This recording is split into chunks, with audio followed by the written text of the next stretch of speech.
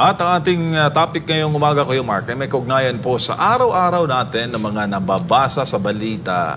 Hinggil po, lalo na ngayon, Kuya Mark, nauuso yung, hindi nauuso, talagang mainit sa dugo ng mga Pilipino yung issue sa flood control. Flood control, yung daming yumayaman sa flood control. Bakit? Kasi sabi ng mga contractor, MJ, yung flood control daw, itong tinatawag na tubong lugaw. Nako po.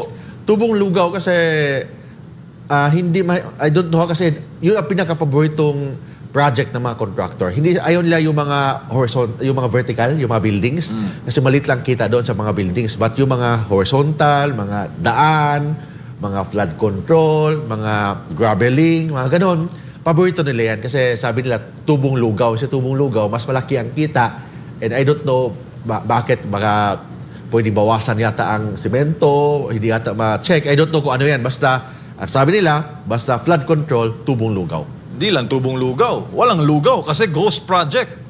Worst yun, yung mga ghost project. Yung say ghost project, yung hindi nakikita.